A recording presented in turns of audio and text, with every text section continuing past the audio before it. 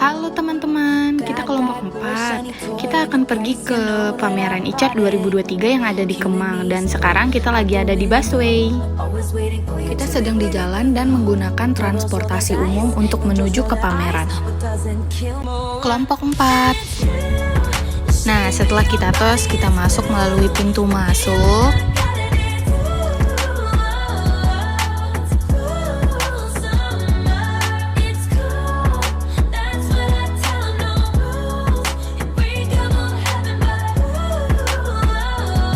Baik, Assalamualaikum warahmatullahi wabarakatuh. Kami kelompok 4 akan mengamati pengamatan di pameran Kemang. Berikut anggota kami, saya Isma Afifah, Saya Mitra Ruslian. saya Rumaisa Taujana, Saya Karindeta Sari. saya Dinda Lestari. Saya April Alivia Fanya.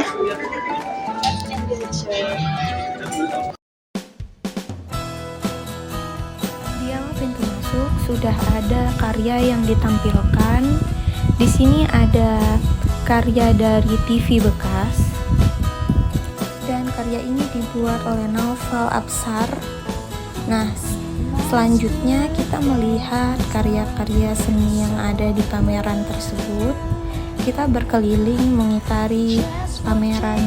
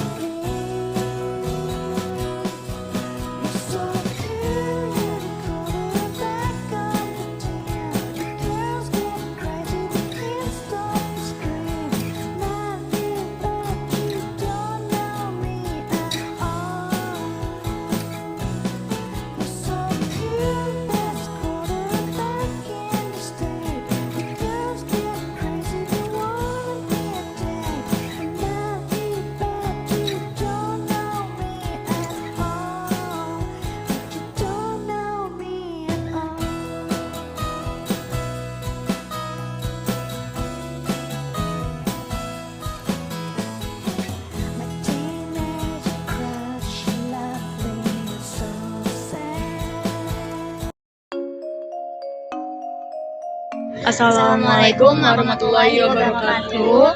Saya Rumaisa Taujana. Saya April Alivia Fanya. Di sini kami akan menampilkan sebuah karya seni rupa 3 dimensi karya Alex Abad X Viro, berlokasi di Grand Hotel Kemang, Jakarta Selatan.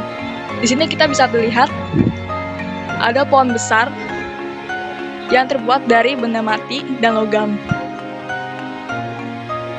Alex sendiri ingin menyampaikan kesan bahwa di sini pohon yang memiliki makna mendalam. Alex sendiri mengatakan bahwa manusia dan pohon maupun alam memiliki hubungan dan jalin ikatan yang dekat. Akan seiring berjalannya waktu, hubungan itu menjadi renggang. Maka dari itu, Alex ingin menyampaikan bahwa di pohon ini manusia bisa menjalin hubungan lagi dengan menanam pohon kembali dan melestarikannya kembali.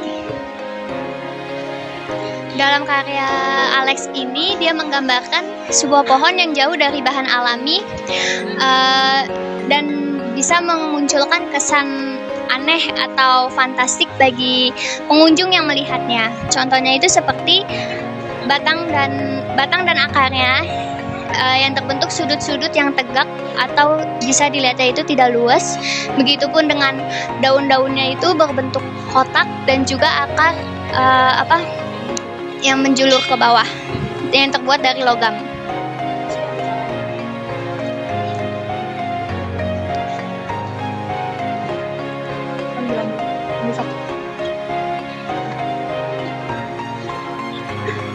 Di sini kita bisa melakukannya dengan menaruh buahnya nih, digantung, lalu membunyikan ini. Tetep. Lalu di sini kita bisa masuk, bukan? Dia masuk ke sini, lalu memisikannya dalam.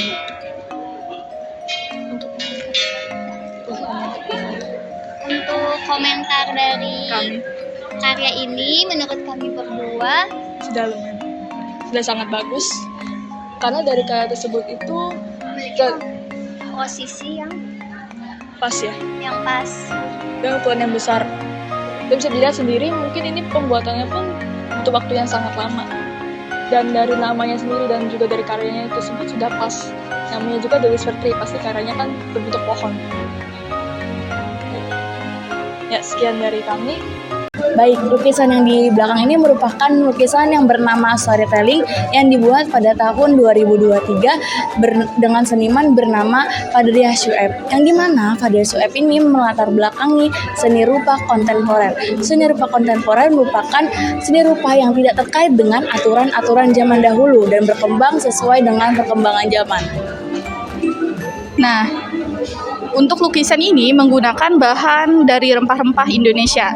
Baik, di sini kita akan melihat salah satu contoh rempah-rempah dari Indonesia. Yang pertama itu ada bunga pala, yang kedua ada pala, yang ketiga ada kayu manis dan ada cengkeh di sini. Dalam lukisan ini memiliki cerita yang menjadi inspirasi karya seni dua dimensi, dimulai dari anak-anak muda sekarang di Maluku yang tidak mau bertanam lalu memilih kerja di pertambangan karena lebih mudah. Mereka tidak memikirkan bagaimana ke depannya jika tidak ada lagi penerus yang menggantikan petani sekarang. Saat ini cengkeh menurun. Penjualan pala meningkat karena cengkeh petiknya susah memerlukan waktu yang cukup lama, 2-3 tahun sekali. Karena itu, seniman Fadriah memiliki bahan pewarna lukisan storytelling terbuat dari rempah-rempah yang mengingatkan kita pada masyarakat Maluku yang di daerahnya penghasil cengkeh, pala, dan bunga pala. Nah, bagi masyarakat Maluku, rempah adalah kenyataan turun-temurun yang dimulai sejak entah kapan. Melalui lukisan berpanel dan instalasi interaktif, Fadri meramu storytelling tentang bagaimana rempah dapat memberikan pengalaman estetis yang berbeda dari sekedar kisah-kisah masa lalu. Fadri menyajikannya dalam 3 perspektif, mewakili identitasnya sebagai seorang Maluku, kolonialisme sebagai peristiwa yang panjang umur, dan pancaran energi baik biji-bijian mitos ini melalui pengalaman sensorik. Karya seni ini menerapkan aliran seni abstrak. Bentuk dari lukisan dengan aliran seni abstrak umumnya susah untuk dikenali. Hal ini sesuai dengan pengertian dari aliran seni abstraksionisme, yaitu tidak memiliki bentuk serta tidak memiliki wujud. Sehingga apabila hanya melihat dengan sekilas saja, maka akan sulit bagi seseorang untuk mengidentifikasi bentuk dari lukisan abstrak tersebut. Pada lukisan ini, bentuk abstrak yang digunakan hampir memiliki bentuk seperti manusia. Bagian bawah lukisan dapat dipresentasikan sebagai akar dari sumber kehidupan. Penggunaan objek rempah di sekitarnya memberikan persepsi bahwa adanya hubungan erat antara manusia dan alam.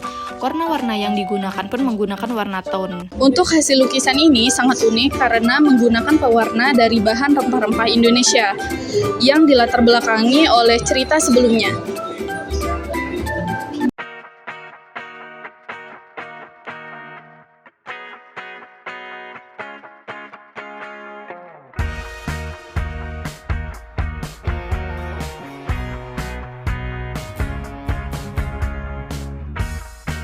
Nah, karya berikutnya yang menarik perhatian kami yaitu karya dari Okto Cornelius. Nah, untuk karya yang pertamanya, Okto Cornelius menerbitkan suatu karya yang diterbitkan pada tahun 2020 yang bertajuk Nikmat Sisa Penguasa, di mana ia menggambarkan sebuah struktur lampu gantung unik, yaitu seperti yang ada di belakang. Kemudian juga memuat beberapa burung-burung yang di dalamnya mengelilingi sisa-sisa daging yang diumpamakan sebagai masa lalu manusia. Nah, karyanya itu terbuat dari kayu, kemudian terbuat dari logam, dan terbuat dari kawat. Nah, menurut saya untuk karya yang dibuatnya, ketika dilihat oleh kaum awam, pasti mereka tidak akan mengerti apa makna yang ingin ia sampaikan. Dan pasti orang berpikir, ini karya apa ya? Maknanya apa ya?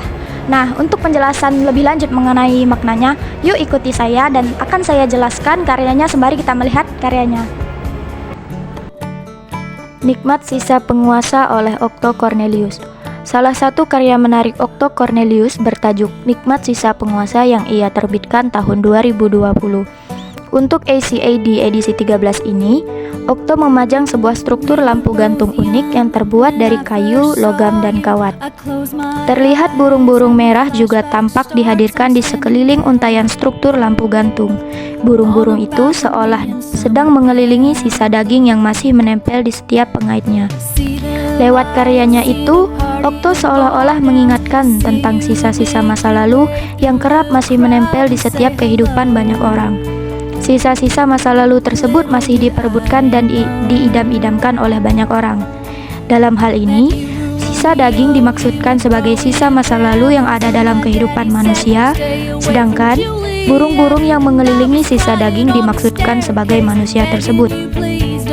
Nikmat sisa penguasa seolah mengajak kita berpikir untuk mewariskan sesuatu yang lebih membahagiakan atau sejarah yang baik-baik kepada anak cucu kita kelak. Dengan demikian, akan tercipta keberlanjutan yang lebih indah, bermanfaat, dan terkenang pada setiap generasi. Beralih ke karya seni yang kedua, karya Okto Cornelius yang berjudul Join for Joy, di mana terbuat dari batu yang saling menempel, yang memiliki makna saling keterhubungan. Nah, untuk mengenai penjelasan lanjutnya, mari ikuti saya. Join for Joy, karya kedua Okto Cornelius sebagai pelengkap dari karya Nikmat Sisa Penguasa.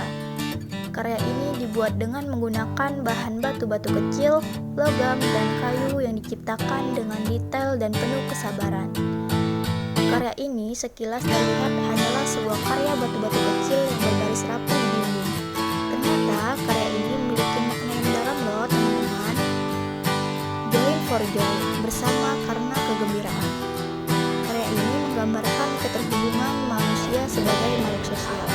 Keterhubungan ini digambarkan lewat karya-karya kecil Okto yang terbuat dari dua batu yang menempel atau dikawinkan dan karya lainnya. Karya ini mengingatkan kita bahwa manusia sejatinya hidup selalu berdampingan satu dengan yang lainnya.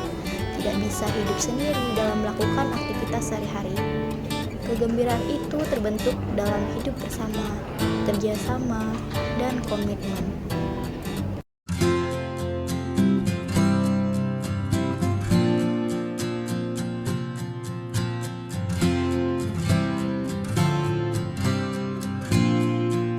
Di sini terdapat sebuah karya lukis atau karya seni rupa 2 dimensi hasil karya Indra Dodi. Indra Dodi pada dasarnya adalah seorang pendongeng. Ceritanya bisa saja diambil dari peristiwa sehari-hari atau diimajinasikan, bisa dirangkaian peristiwa yang disengaja atau malah tidak terkait dan terprediksi sama sekali. Lewat gaya abstraknya, Indra Dodi banyak bermain dengan warna dan bentuk hingga menemukan kosakata ekspresinya sendiri. Dengan garis dan coretan yang kanak-kanakan, namun tersusun dengan terampil untuk menyampaikan tentang banyak anekdot, mimpi, dan cerita. Menurut Indra sendiri, untuk menjadi manusia seutuhnya, kita harus menyempatkan diri untuk bermain-main. Dari karya tersebut terlihat sangat abstrak, tetapi memiliki makna yang terdalam, yang ingin disampaikan oleh seniman Indra sendiri. Sekian, terima kasih. Selanjutnya, karya ini menggunakan Lego dan bentuk Lego ini seperti gedung-gedung tinggi. Nah, untuk karya ini sendiri memiliki judul Pindahin Jakarta ke Nusantara karya Ivoneka nih. Di sini kita mencoba berfoto dengan kamera dengan latar belakang karya-karya seni yang ditampilkan di pameran tersebut.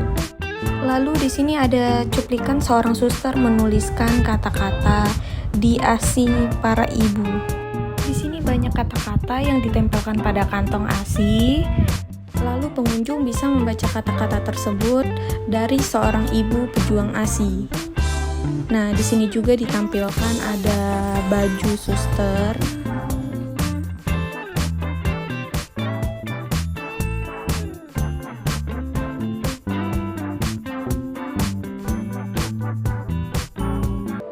Selanjutnya kita naik ke lantai kedua. Di sini kita bisa melihat karya-karya dari bahan kayu seperti keranjang, vas bunga. Lalu ada juga karya dari bahan keramik seperti piring, mangkok. dan lain-lain. Nah, ada juga berbahan dari sabut kelapa, dibuat dengan karya sapu, mulai dari yang kecil hingga sapu yang besar.